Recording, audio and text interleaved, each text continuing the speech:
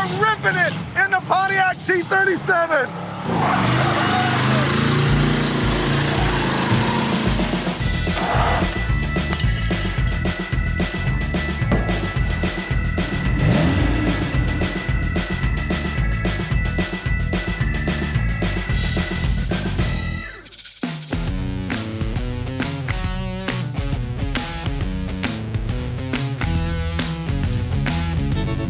Oh, man. Okay, Steve, let me know when you've got this thing dug out. All you have to do, Freiburger, is go in the driver's door, sit down, reach under the seat, get the key, start it up, and drive it off. No way. Yeah. Okay. Ow! My socks are already full of foxtails. That's why I didn't want to go over here, because all the stuff gets stuck in your socks. Oh, these have thorns. Yeah, that's the part that's even worse. Ow! Now I'm all full of foxtails. Look at that. My side's not as bad as your side. There we go. Oh man, I forgot how good this car is though. There's weeds growing inside it. How is that even possible? Hasn't even been here that long. Oh wow, there's a fuel pump running. This thing might run. I'm telling you, just drive it away. Is it gonna backfire and set your weeds on fire? I hope not. Whoa! Told you. Unbelievable. Yeah. Okay. No power steering. Oh. Whoa, there's a big hole there. Oh, the trunk lid popped open. Wow, I nailed it. That was way easier than I expected. Oh, yeah. I hope this is low on trans fluid. I know. Something's weird.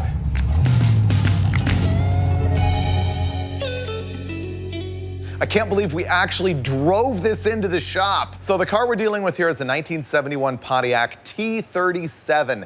Finnegan and I rescued this thing from L&L Classics in Idaho, where it was abandoned for who knows how many years. The last sticker on the plate is 1982. We got it running and driving and cruised the thing around, and I got it stuck on the launch ramp for Evel Knievel's Snake River jump. Finally, we got it back here to Dulcich's place, where it's been rotting for, I don't know, something like a year. I couldn't believe it fired right up. The engine is a Pontiac 400, and obviously somebody swapped it in from a full-size car because it's got a turbo 400 transmission with the long tail shaft extension, which would indicate the B-body car instead of the A-body. This thing is basically the underpinnings of a Chevelle, but it's a Pontiac, so it's going to be fairly easy to work on. And the big thing that we got to deal with here is that the suspension's all sagged out. I don't know if you've noticed it sits like this, and the other thing is that the brakes essentially don't work at all. So those are the things we're going to fix. First up, the problem I'm noticing now is that the dipstick shows like this much overfilled on the engine oil, so I want to drain that out and put in what would be the proper amount of oil, because I think we all know how Pontiacs end with too much oil in them, if you've seen the episode of Roadkill with Finnegan's White Firebird at One Lap of America. Anyway, I'm gonna watch Dulcich change the oil on this thing, and then we're gonna go out for some Six-clod testing.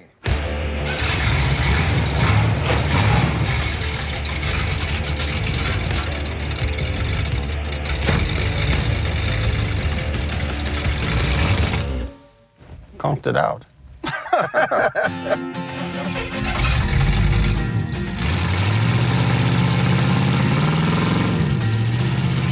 The ride quality is pretty good, but the suspension is hashed. This thing might even rival the Crusher Impala on this road. Yeah, the key to the GM coil spring suspension is to drive it for 200,000 miles and wear it out. Oh no, it gets completely improved. Oh. Man, the handling is kind of a little loose. It is. How about the brakes? Oh! A little horrible, but they work. Oh! That was valve float. Oh, it went to neutral. When I did the corner, it kicked the linkage. I saw that. Wow, the T37's a little bit of a wallowing mess. Yeah, it is. I feel like it'll roll over at our donut shop. No way.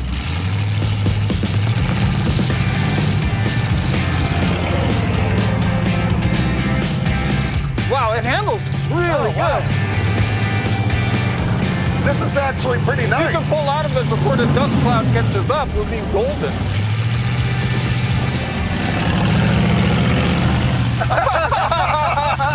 That was a nice little tire squeak. That felt like a 70s cop movie. I know. It was perfect. That's what it reminded me of.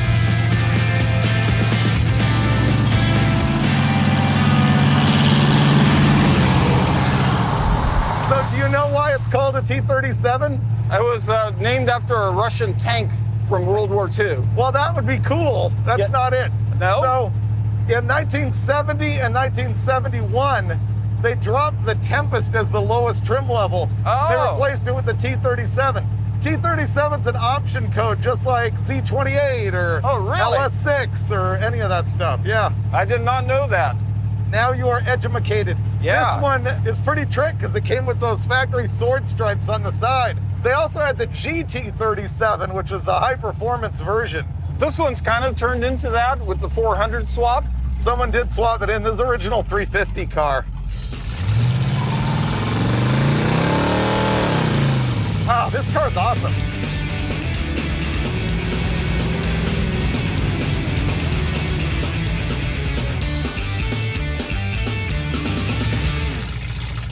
Do you think this thing does burnouts?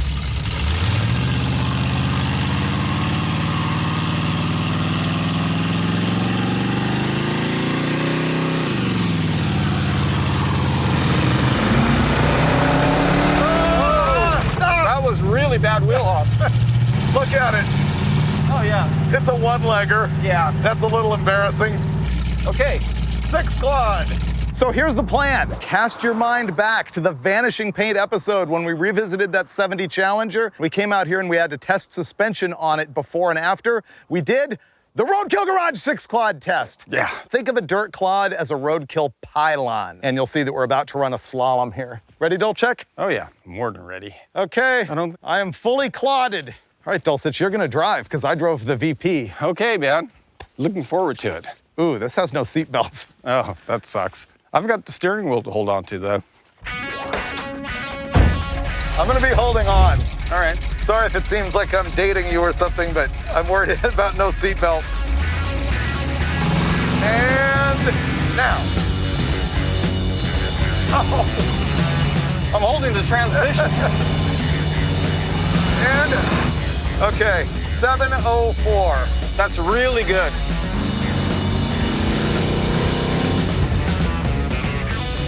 Hit the clod. No, I didn't.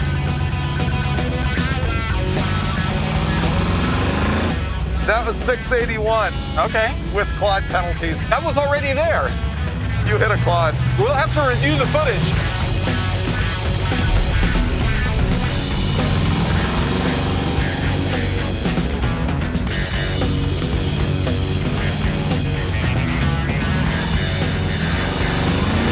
$659. And it was clean. Yes, I'll give you that one.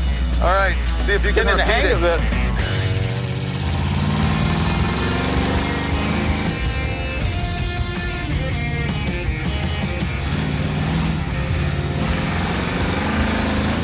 Okay, there you go, 656. Clean. Yeah. All right, 659 and 656. You one more 650 and I'm calling it. All right.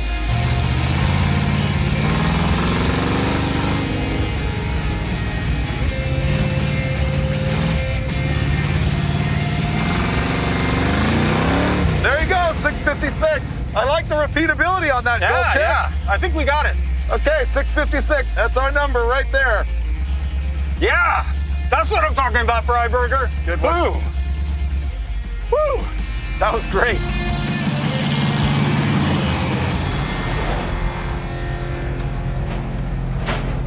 Okay, so we ran the Six-clod in 6.55 seconds, so that's our bogey. I'm gonna put our bogey on the wall here. There we go. Let's go get the boxes of stuff and find out what I ordered. All right.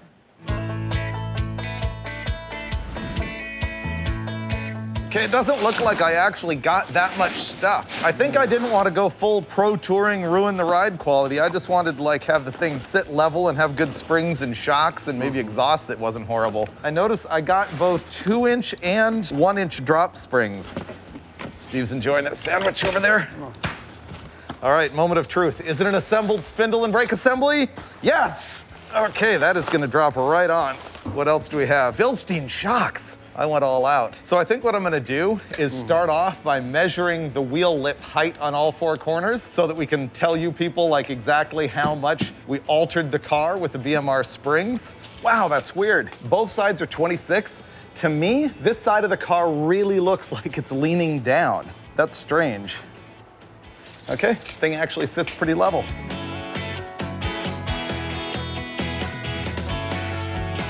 People on Instagram love my sandwich.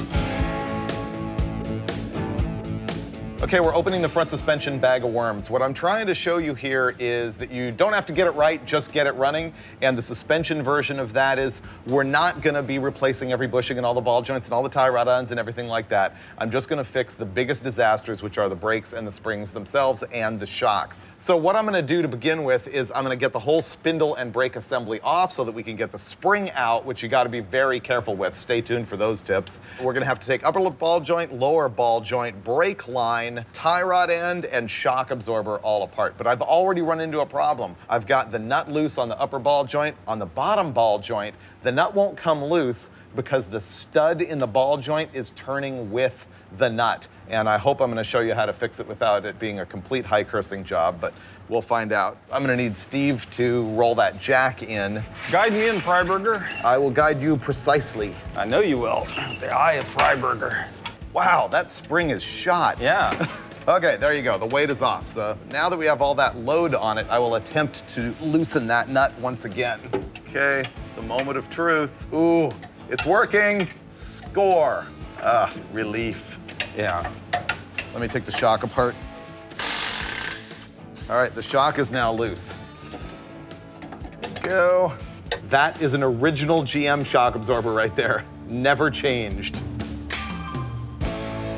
Now we're gonna take the spring out and I'm gonna give you massive safety warnings, and then when we actually do it, it's gonna look like absolutely nothing and you're gonna think that I'm overly paranoid. But once again, the compressed stored energy in a coil spring, if it flies out of there and hits you in the face, it can hurt you very, very devastatingly badly. But we're gonna do this carefully. We've got a jack underneath the lower control arm. Right now, both of the nuts are on the ball joint studs. I'm gonna reach in and remove both of those and clear, and then Steve's gonna let the jack down slowly. You feel like I'm overly paranoid on this job? No, you gotta be careful because it can kill you. Yeah, that's the short version. This can kill you. Now, I'm gonna clear, and Steve's gonna let that down slowly. There we go. It still has a little tension on it. Yeah, see what I mean when I said that that looked like nothing? That's because we did it carefully. However, this spring is still under tension in there. I'm gonna have to get a pro bar and pop it out of there. And when I do, it can still like fly, bounce, hit you in the face and everything. You gotta be careful, which is why Steve's gonna do it, because Steve is the crowbar master. Boom, comes right out. Well, this side's all done. Now, if I can get Freiburger to work as efficiently on the other side, we'll be done in no time flat.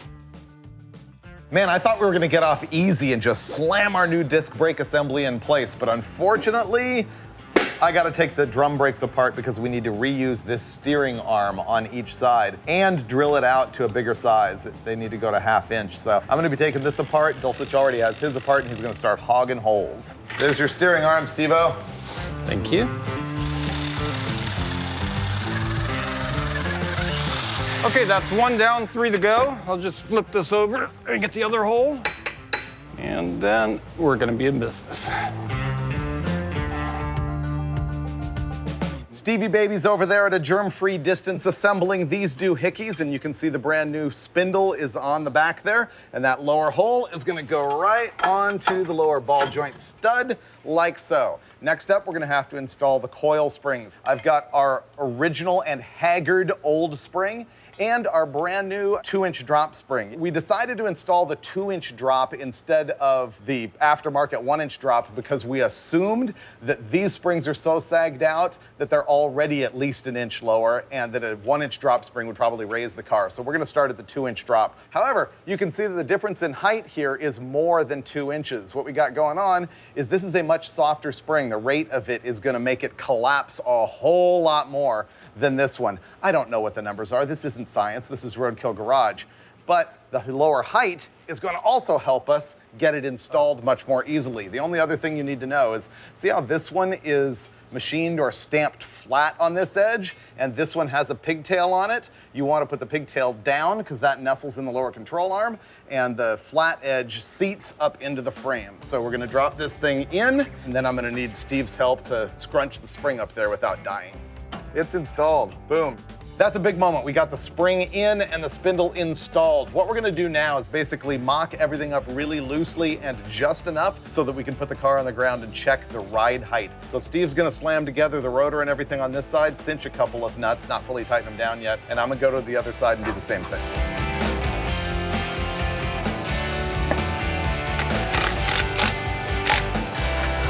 Stand back for the big moment. Oh, you can't even get the jack out. It's literally slammed. Let's get the jack out and see how bad it really is. If I pick it up, can you get it out? I think so. Try picking it up. Oh, there you go. It's really low. I don't know. This could be fine. Current situation looks rad. Unfortunately, I think it's too low. The tires are gonna rub. And this is why we test fit it. So we're gonna fire it up and steer it both directions and just confirm what we already know, which is that it's too low. Hold it there. Yeah, that's touching. While it looks cool, it's not gonna fly for what we do. I'm actually worried going up 1 inch is not gonna help it, but let's find out. I can assure you of one thing, Freiburger. I'm not putting those rusty stock springs back in under any circumstances. For your information and edification, I thought I would give you the fender lip height with our 2-inch drop springs. Interestingly, on this side, it dropped the car 2.5 inches. On the other side, it's exactly 2 inches. I can't tell you exactly why this side of the car is 1/2 inch lower. It has to have something to do with the way I've got the spring pocket seated or something like that. We do not know how much lower it'll get once it settles, once the spring wears in, once it finds its home in all the pockets and all that stuff. We're never gonna know because we're gonna change it out and lift it back up 1 inch and find out what the 1-inch drop springs are gonna do. I hope they work. Drop it. Oh yeah, looking pretty good. Seems all right. It's 1/4 inch lower than it was. Wow, I do not understand that. That's 23 inches over here. That's what we had with the 2-inch spring. I find that very hard to believe that we could have screwed that up. We must have put the same spring back in. There's no way.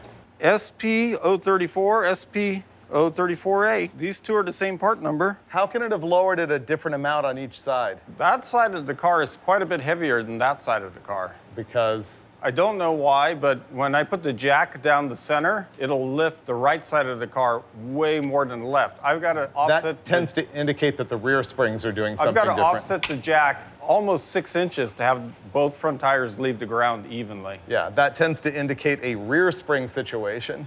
So what you're contemplating here or suggesting is to adjust the ride height on the front suspension, we're going to change the rear springs. Yeah. I knew it. It had something to do with the rear springs after all. So remember up front, I was seeing wildly odd measurements and I was like, it's gotta have something to do with the corner balance on the rear springs. Well, easily it's because that rear spring has completely fallen out of its seat and is sitting sideways in the frame. I think it's not an installation problem up front, but we will go ahead and change these rear springs now because this one is just foobar. Okay, let's get the new springs in there and shocks and go for it. Well, it just comes right out. This is interesting. The stock spring is much shorter free height than the aftermarket 1-inch drop spring. I don't know what that really means. We're gonna find out. Hopefully it means that the new one will not fall out like the old one did.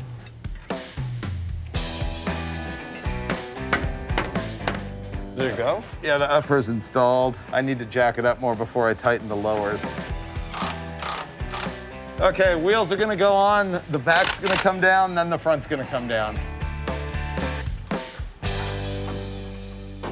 Sits way taller in the back. Wow. Like way, like 2 inches taller.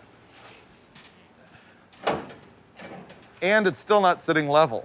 This is so weird. It's like we cannot get the car to sit level. It's all cattywampus again. You think it's that spring? I don't know. There comes a time on Roadkill Garage where we actually have to turn off the cameras and throw wrenches, like an actual reality show. That's what's been happening for 3 hours as Dulcich and I are trying to troubleshoot why we could not get this car to sit level. Here's what it comes down to. These coil springs right here for the front of the car have the same part number written on them. They're a 2-inch drop. You can see that they are the same height spring. These two springs have the same part number stamped on each spring. But watch this. They're not the same spring at all.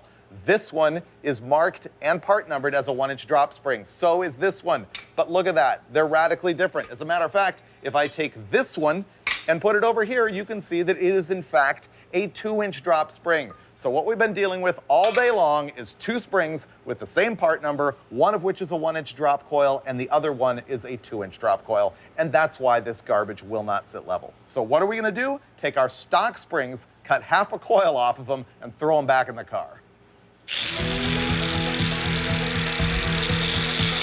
I can assure you of one thing, Freiburger. I'm not putting those rusty stock springs back in under any circumstances, under any circumstances, under any circumstances.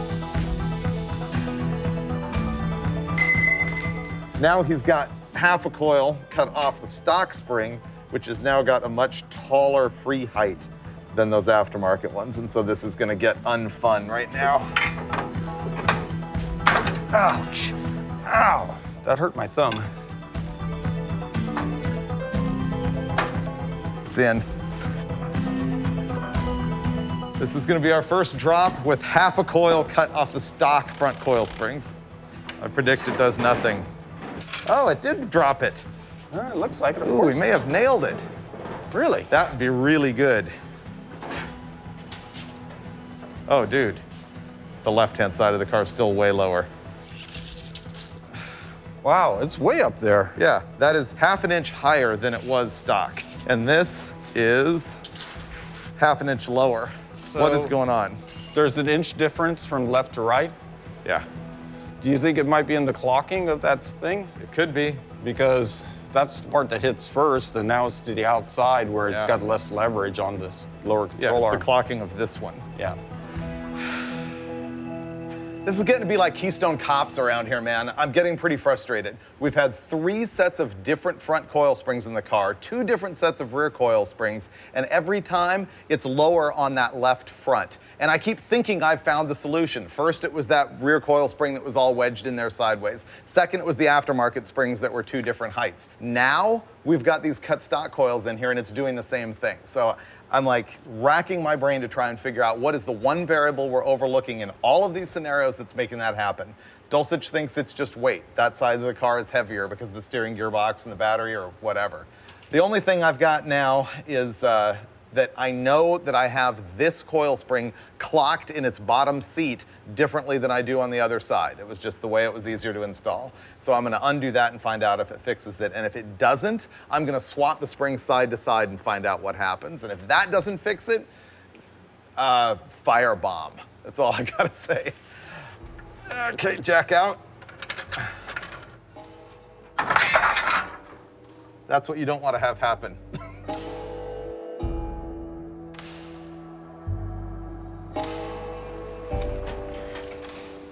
Still wrong. Did it help? This is now half an inch taller than it was when we came in here. And this is half an inch lower than when we came in here. So it did absolutely nothing. Do you want to try rear springs or swap these springs side to side? Honestly, I would cut half a coil out of the passenger side and move on. So it doesn't bother you that we will not have actually found what the problem is?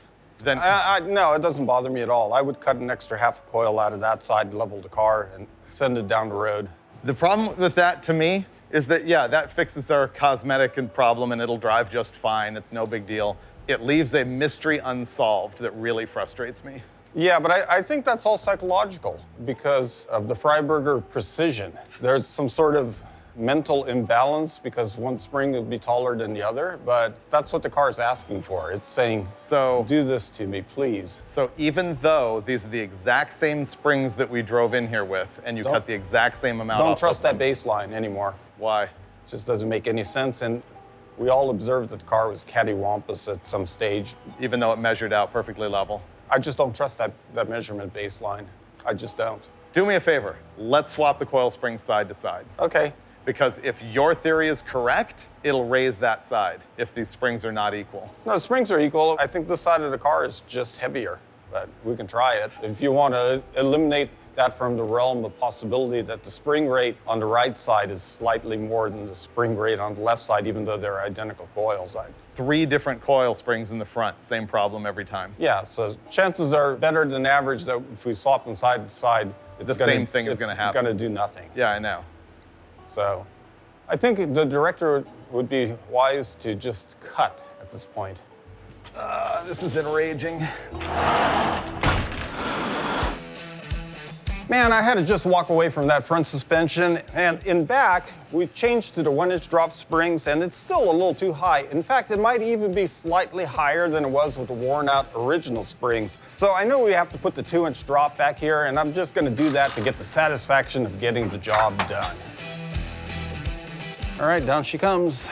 Hey, Steve. Yeah. I promise I won't be disappointed no matter what happens, okay? Wow, this is like an I love you moment or something. What's going on here, Freiburger? It looks okay over here. Yeah? This is 26 inches, same as it was when we had the stock springs. How about yours?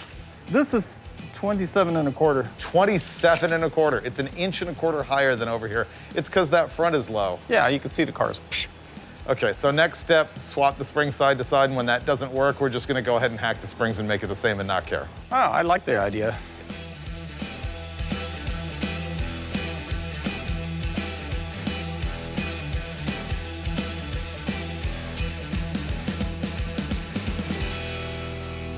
This is gonna be the last step before I give up and just start cutting coils to make the car level. We swap springs side to side. Let's see what happens. Let me pick it up. Go outboard more. No. Ow! Fuck. Oh, that hurt. Oh, man. Oh, it hit. Oh, that hurt. Oh, wow, that hurts. I don't even know what happened. Ah, boy, that hurts. Ah, it's like I'm gun shy now. You want me to do it? Nah, I have to have the pleasure of victory on this thing.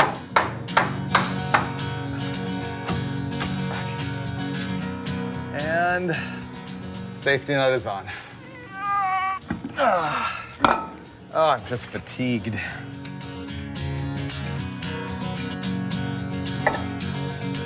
All right, don't you feel good knowing that's the second to last time we're gonna do that? Yeah, we only have to do half the job next time. Ready? Go for it.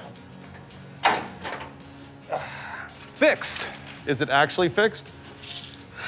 It looks fixed to me. That is 25.5, exactly what it was when we started.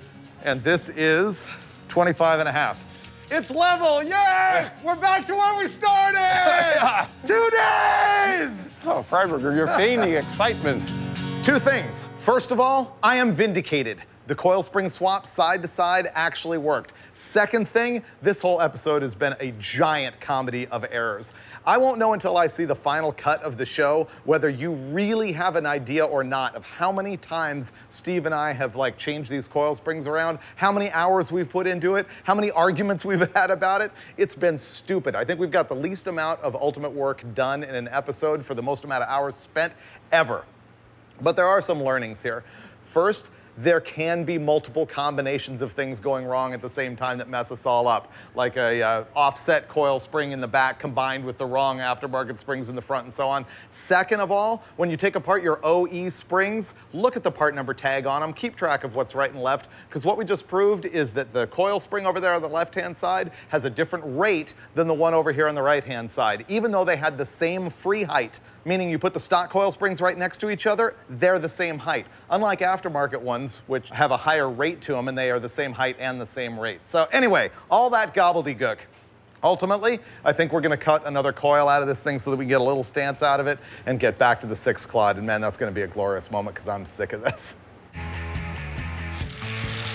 This is the last drop, Steve, no matter what happens. So am I gonna storm out of here in a rage or am I gonna be thrilled? Prepare to be in a rage. Okay. Coming down. There we go. Done. Is it lower? You bet your sweet petunia it is. And then the gas shocks will bring it up a hair. I think we're good. Yay! Yeah! Oh, dude, that was a ridiculous amount of work for a very simple job, but we're finally happy with the stance on the car. We've got it back up on jack stands now because we have to finish up the brake job, put shocks on it, and then change the master cylinder, and then bleed it. And then we're gonna go thrash some more.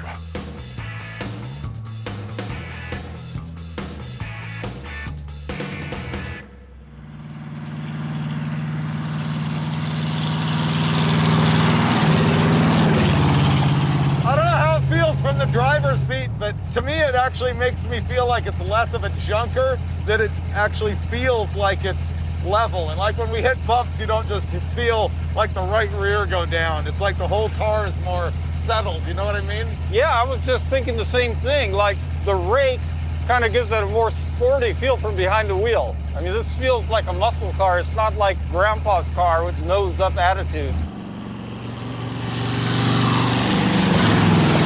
I would say we made this car much more useful. Yeah. Seriously, it's like, I feel all we really did was set the stance, change the rear coils, put shocks on it, and put disc brakes. But the shocks made the biggest difference in the drive around quality of the car. Well, it was basically like a junker. I would even go so far as calling it responsive. Because, yeah, I know. This is way better. Oh, yeah. Wow. It's nimble. That is just shocks right there. The T37 has won me over. Well, there's only one way to really prove it.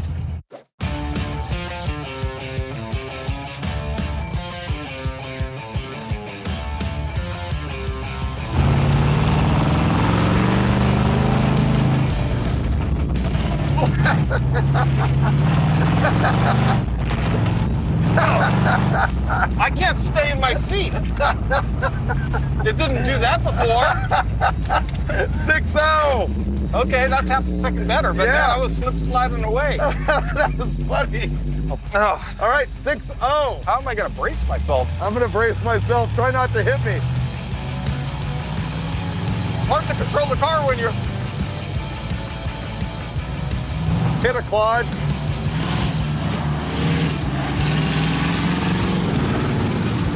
.635. Oh, I thought that was a faster one. All right, I'm wedging myself in. I can't.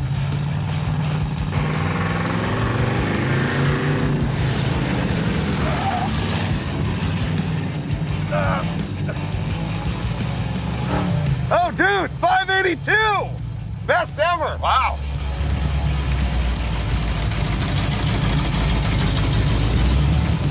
Oh, man. Wow. The Pontiac fears no pothole. Wowee. That Ready, was Steve? super fun. Yeah. That's victory, bro.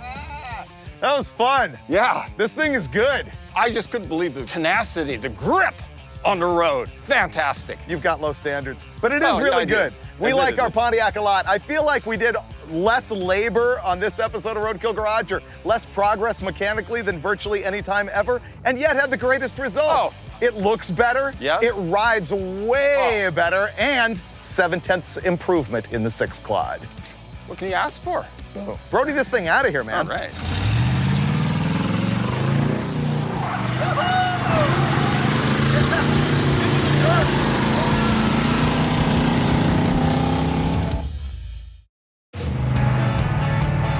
Try another one. Whoa! What? I just got hit right here by GoPro or something. Something just landed right on my arm.